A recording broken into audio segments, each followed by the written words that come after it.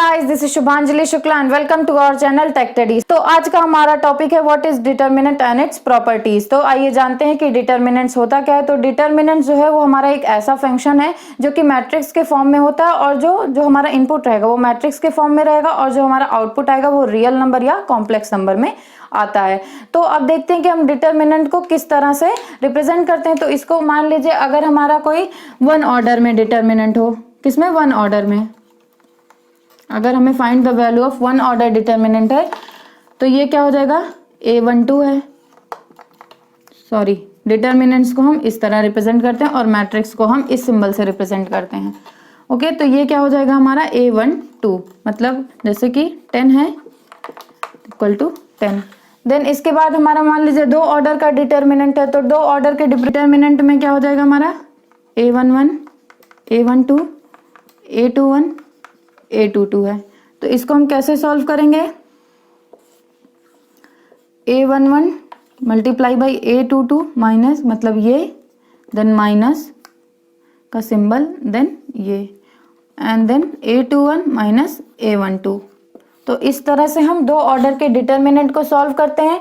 अब इसके बाद क्या हो जाता है हमारा थ्री ऑर्डर के डिटर्मिनेंट को हम कैसे सॉल्व करते हैं। मेनली जो हमारा वन ऑर्डर, टू ऑर्डर और थ्री ऑर्डर ही आता है।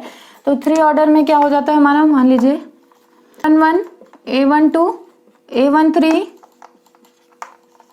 A21, A22, A23, A31, A32 and A33 है हमारा डिटर्मिनेंट। इसको हम कैसे फाइंड करेंगे, इसकी वैल्यू को A11 का लेंगे तो ये रो ये कॉलम नहीं लेंगे, यानी कि ये A22 multiply by A33 minus A32 multiply by A23, then minus, जब हम बीच वाला जो है पार्ट सॉल्व करेंगे तो हमारा क्या आ जाएगा यहाँ पे माइनस। अब हम ये पार्ट लेंगे तो ये रो ये कॉलम नहीं रहेगा, तो क्या आ जाएगा A21 multiply by A33 minus ये A31 मल्टीप्लाई बाई A23। अब देन इसके बाद हम ये लेंगे तो हमारा प्लस में क्या आएगा, ये क्या हो जाएगा A21 multiply by A32 then minus A31, sorry थोड़ी स्पेस की कमी आ रही है, A22।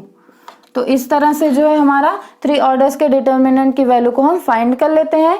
तो अब आइए जानते हैं कि हमारा प्रॉपर्टीज ऑफ डिटर्मिनेंट क्या होता है। तो जो प्रॉपर्टीज ऑफ डिटर्मिनेंट होता है वो मेनली 6 होते हैं। जो हमारा पहला प्रॉपर्टी होता है वो क्या होता है कि अगर हमारी किसी रो या कॉलम, किसी दो रो या दो कॉलम की वैल्यू जो है आपस में हम चेंज कर देते हैं तो हमारे वैल्यू पे कोई इफेक्ट नहीं पड़ जाता है, बस डिटर्मिनेंट के सामने हमारा माइनस का साइन आ जाता है। फॉर एग्जाम्पल,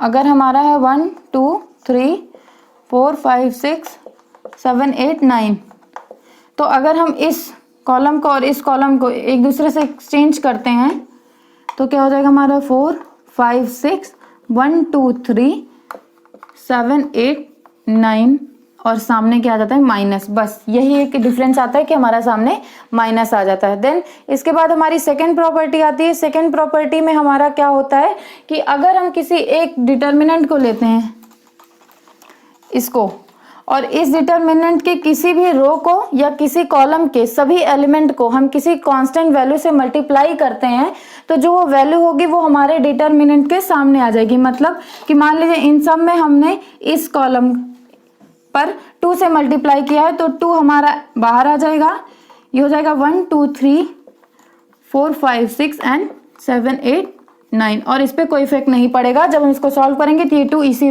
कॉलम पे मल्टीप्लाई हो जाता है। तो ये हमारी सेकंड प्रॉपर्टी होती है। देन थर्ड प्रॉपर्टी क्या होती है, थर्ड प्रॉपर्टी ये होती है कि अगर हमारा जो है किसी दो रो या दो कॉलम की वैल्यू सेम है, आइडेंटिकल है, तो जो हमारी वैल्यू आएगी सॉल्व करने पर वो क्या हो जाएगी, 0 हो जाएगी। इट मीन्स कि अगर हम एक एग्जांपल ले लें 1 1 1 1 1 1 4 5 6 है तो इसकी वैल्यू क्या आ जाएगी, 0 आ जाएगी। ठीक, तो ये हो जाता है कि अगर किसी दो रो या दो कॉलम की वैल्यू आइडेंटिकल हो तो जो उसका आंसर आ जाएगा वो हमारा 0 हो जाएगा। देन इसके बाद क्या होता है कि अगर हम किसी एक डिटर्मिनेंट के किसी रो या कॉलम में जो है हम किसी दो चीजों का मल्टीप्लाई हो, मान लीजिए यहाँ पे अल्फा एंड अल्फा, मतलब दो क्वांटिटीज का सम हो या डिफरेंस हो, मतलब कि इस किसी मैट्रिक्स में किसी रो के सभी एलिमेंट में अगर किसी दूसरी क्वांटिटी का प्लस या सब्ट्रैक्शन हुआ हो तो जो हमारा डिटर्मिनेंट आएगा वो एक्सप्रेस्ड हो जाएगा दो फॉर्म में। मतलब कि पहला क्या हो जाएगा 1 1 1 1 1 1 4 5 एंड 6, देन इसको कर देंगे प्लस, प्लस के बाद हमारा हो जाएगा अल्फा अल्फा अल्फा 1 1 1 4 5 6। मतलब कि अगर हमारी दो क्वांटिटी किसी रो के सभी एलिमेंट में जो है सम या सब्ट्रैक्ट की गई हो तो इस फॉर्म में टूट जाती है। देन इसके बाद जो हमारी नेक्स्ट प्रॉपर्टी है, अगर कोई रो है और कोई कॉलम है वो एक दूसरे से इंटरचेंज कर जाती है तो जो हमारी वैल्यू है उस पर कोई इफेक्ट नहीं पड़ता है। फॉर एग्जाम्पल अगर जो है 1 2 3 4 दिया गया है तो हम इसको लिख देते हैं 1 2 एंड 3 4, मतलब जो हमारा कॉलम है उसको हमने रो में चेंज कर दिया और रो को हमने कॉलम में चेंज कर दिया, तो इस पे भी हमारे डिटर्मिनेंट पे कोई इफेक्ट नहीं पड़ेगी। देन लास्ट हमारी प्रॉपर्टीज क्या है कि जो है अगर हमारे किसी डिटर्मिनेंट में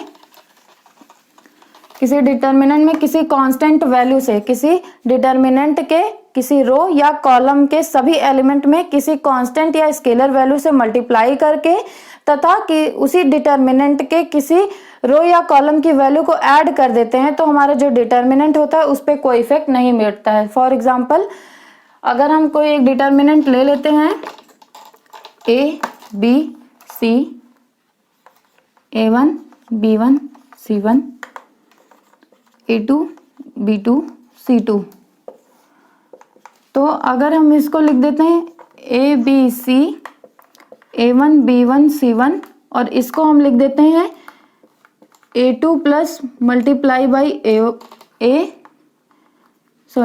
A2, then B2 plus multiply by B and C2 plus K multiply by C। तो ये हो जाता है हमारा डिटर्मिनेंट की लास्ट प्रॉपर्टी। इसमें क्या होता है कि अगर कोई डिटर्मिनेंट दिया गया है उसमें हम किसी स्केलर वैल्यू को किसी भी रो या कॉलम के सभी एलिमेंट्स पे मल्टीप्लाई करके और किसी एक रो या कॉलम के ऑर्डर को जो है उसमें ऐड कर देते हैं तो भी हमारे डिटर्मिनेंट्स पे कोई इफेक्ट नहीं पड़ता है। तो यहीं पे हमारा what is determinant and its properties का टॉपिक खत्म होता है। तो अगर आपके लिए यह वीडियो हेल्पफुल हो तो वीडियो को लाइक करें, शेयर करें और सब्सक्राइब करें। Thank you.